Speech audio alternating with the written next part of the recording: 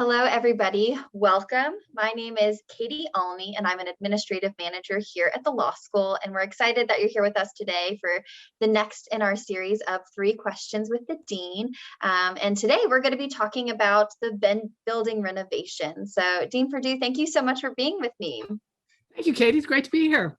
Yeah, so we'll dive right on in. Why renovation and why are we doing it now? Terrific question. I'm so glad you asked me about it. We need to redo the whole HVAC system. Anyone who's been in the building knows that both heating and air conditioning are an ongoing problem. It has to be fixed. And we have some accessibility problems as well. So those are core issues that we need to fix. And while we're at it, we thought the time was right to take a closer look at some other issues. So fixing the HVAC and accessibility requires tearing up a lot in the building. We're going to tear things up. We want to put it back together the way we want it. But it's a great opportunity to make terrific changes that we think will make the building better, particularly for students, as a place to study, as a place where people really want to spend time. So we're excited about those changes. Yeah, I think the potential of it is really exciting. I think that's a great way to put it. So keeping that in mind, how would you anticipate this impacting students? So let me start by talking about when we're done. So when we're done, how's it going to impact students? Much nicer space in the library, brighter, with more diverse kinds of seating and different kinds of tables. Just a much brighter, more student-friendly, study-friendly place. Another part of the renovation, another space to look forward to, is what we've been calling the town square. It'll be a public space really in the heart of the building, right in the center of the building, that will function as a hub and gathering place and receptions place, and really a community building area. We know we have the down under, but it's down under.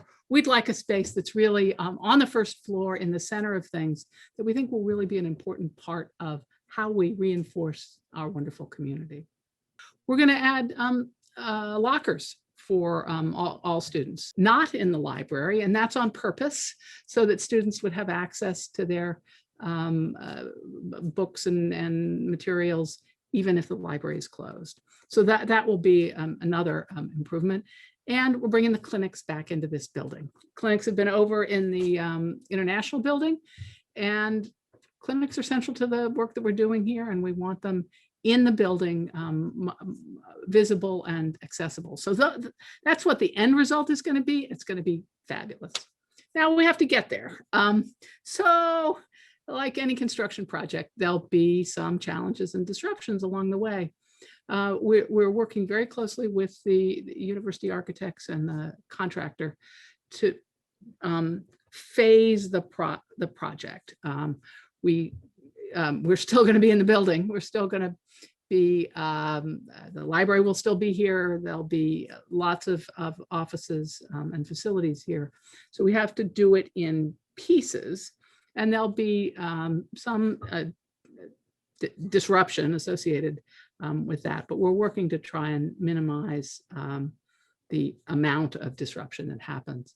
I know one thing that students have asked about is a place to study in the summer, where although we don't have classes going on, we do have our recent grads studying for the bar exam. Much of the library work will be done during the summer, but classrooms will be available. So our thinking at this point is we'll set aside some classrooms to be available for students who want to use them as quiet study space. And make sure that those spaces are available. I'll add that Boatwright Library is another terrific, beautiful facility. And although our students aren't always accustomed to heading over there, it's a nice view of the lake. There's great places to study. So we'll be encouraging students to look at that as a possible place to study.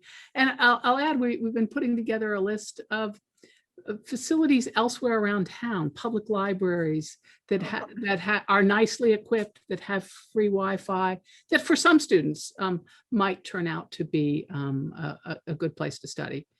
We'd love to have people on campus. We'd love to have them in our classrooms and in boat ride, but we'll be assembling a list of those options as well. Yeah, I can second that. Boat ride is a really great option. I used it a lot when I was studying for school, and they have great individual study spaces you can book. So I think that's a lovely opportunity to use our campus to its fullest potential. So what's next? What happens next? Yeah, what happens next? Well, because we're the renovation is so extensive in the parts of the building that are under construction, when a section is being done, all the people who are in that section have to leave.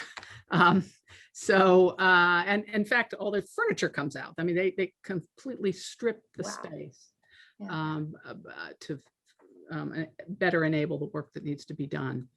So there will be people moving. The alternative location is a building called Sarah Brunet, which is right across the parking lot, not far from here. And the first round will impact admissions office and CDO, the Dean Suite, this office, the rest of the Dean Suite, and the hallway coming out of the Dean's office, and the third floor immediately above us. All of those sections, people will be relocated starting in December. We'll begin to move out. So that section is the section that'll happen in the spring of this year, spring of 2022. And then in the summer is the first and second floor of the library. That's what will be under construction during the summer. The plan at this point is when we come back in the fall of 23, that it will all be done and fabulous. Wow. So that's the plan. There's lots of detailed pieces on this, and so we're going to put together a website with more detailed information about, exactly what parts are affected. Some things will have to move. Well, people will move, so we'll include on the website where you can find CDO, where the people in the dean's office are. So we're going to work to try and minimize the disruption. There will be some. But the university has a terrific team of planners, and we think we can do it and still keep things running pretty smoothly along the way. Wow. Sounds like a lot of work with potential for a really incredible outcome for our law school as a whole. So I'm really excited about it and excited about the potential of what is going to be. So it is going to be terrific. We know, so a lot of the kind of structural planning has been done, because that's driven by the nature of the renovations that have to happen. There are going to be more detailed decisions that we'll make along the way. So there will be opportunities as we get even further along in the process to get input from students on how to make sure that the space really provides the kind of learning environment that'll be most conducive for students. So stay tuned. We'll be looking to have opportunities for additional input. Wonderful. Well, those were all the questions I had for you today. Dean Perdue, thank you again so much for taking this time to chat with me a little bit today. And thanks for joining us. Well, thank you, Katie. It was fun.